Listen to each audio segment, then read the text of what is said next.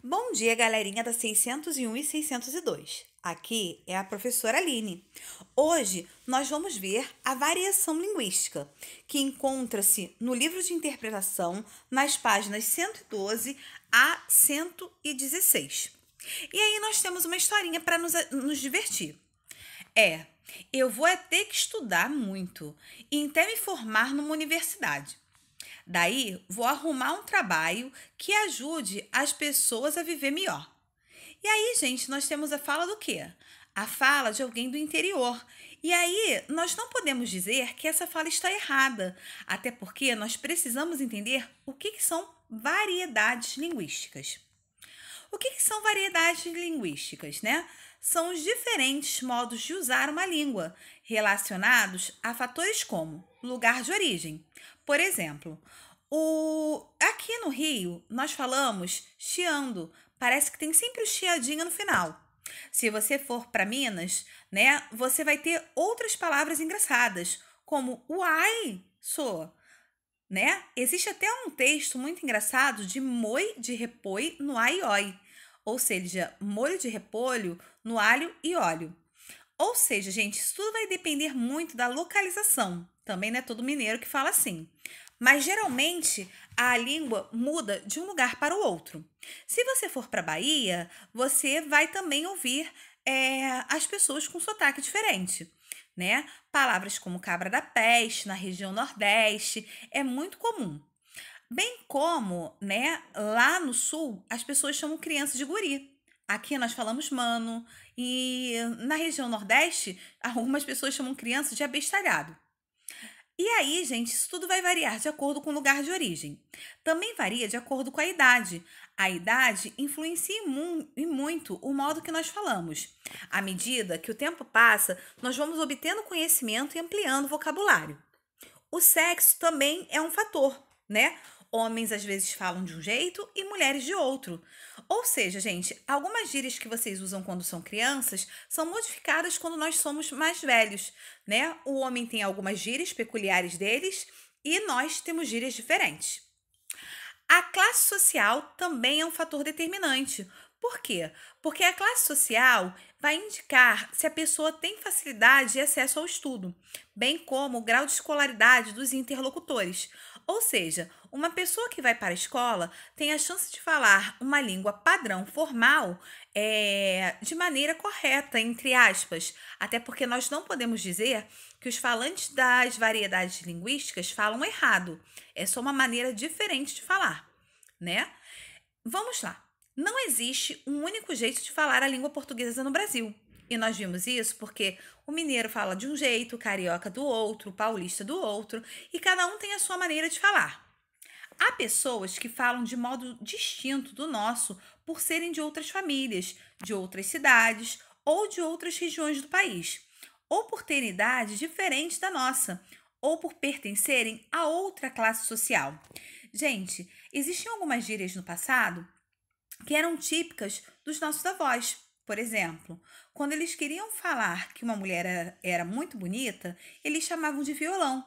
Hoje, nós falamos outras gírias completamente diferentes da deles, né? E aí, o tempo vai passando. Isso também, o tempo, é um fator importante. Também falamos de modo diferente de acordo com a situação de produção da fala. Ou seja, né, a nossa fala vai variar, gente, de acordo com as pessoas, de acordo com as pessoas que nós estamos falando, de acordo com o momento e de acordo com o tempo. Norma padrão e norma culta. Norma padrão, modelo abstrato. A língua está sempre se modificando. Para controlar essa mudança inevitável, as sociedades instituem um ideal de uma língua única e centralizada, visando ditar as regras de modo como escrever e como falar. Gente, a norma padrão, ela dita a maneira como nós devemos falar e escrever. Mas nós sabemos que, na verdade, muitas das vezes, nem tudo que nós falamos, nós podemos escrever. Nós sabemos também que a norma padrão, ela é única, é aquela estabelecida pelos moldes da gramática da língua portuguesa. Mas, no Brasil, há uma variedade enorme de falas de pessoas, Também não podemos considerar errado o modo como essas pessoas falam. Variedade urbana de prestígio, modelo real. São as variedades utilizadas por falantes com maior nível de escolaridade, em geral com maior poder socioeconômico. Ou seja, gente, uma pessoa que, viveu nas ruas tem um nível de escolaridade baixo. Nós não podemos exigir que ela fale da mesma maneira como nós falamos, como nas gramáticas normativas da língua portuguesa. A linguagem dela vai se adequar ao meio. Logo, uma pessoa que tem uma variedade urbana de prestígio é aquela pessoa que tem o maior nível de escolaridade, é aquela que pôde estudar, que pôde se formar e tem uma condição, socioeconômica melhor. Então, isso também influencia muito. Por exemplo, uma pessoa que viveu nas ruas e um advogado. A escolaridade dele é maior. Logo, a maneira como ele fala é mais rebuscada e sua linguagem é mais ampla, devido à quantidade de vocabulário que a pessoa reteve ao longo de sua vida. O que é o preconceito linguístico? Entende-se como preconceito linguístico o julgamento depreciativo contra determinadas variedades linguísticas. Por exemplo, aqui nós falamos biscoito, mas algumas pessoas falam bolacha. E aí as pessoas começam a brigar por causa disso. Na verdade, nós não devemos criticar nem condenar a maneira como as outras pessoas falam, e sim aceitar que é uma variedade linguística dentro do Brasil. Não existe português melhor, não existe português mais bem falado. Muitas das vezes nós também dizemos, que o português mais correto é o português de Portugal. Isso também não é uma verdade, até porque nós fomos colonizados por Portugal e por outros países. Logo, nós não temos uma língua igual à língua o português de Portugal. O nosso português é um português diferente. Aí vem aqui. Você me desculpa. Claro que desculpo, Aqui a gente também não pode ter, gente, preconceito com as pessoas que vivem no interior, Nós precisamos lutar por uma sociedade mais justa e menos preconceituosa também em relação ao aspecto linguístico.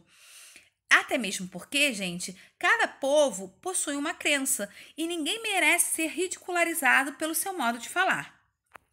E existe esse livro, que é o Preconceito Linguístico, de Marcos Banho, que é interessantíssimo, mas não é para a idade de vocês, que fala exatamente o que a tia acabou de falar, que nós devemos evitar zombar, caçoar ou julgar as pessoas pela maneira como elas falam, ou pelo seu vocabulário ser diferente do nosso.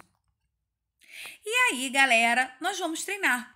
Vocês vão abrir o livro na página 115 e 116, exercícios de 1 a 5. Depois vem o exercício de redação. Não esqueçam de fazer. Um beijo no coração e até logo. Não esqueçam de ler a minha mensagem. Você acaba de ganhar um dia lindo para fazer o bem e ser feliz. Um excelente dia e um beijo no coração de vocês.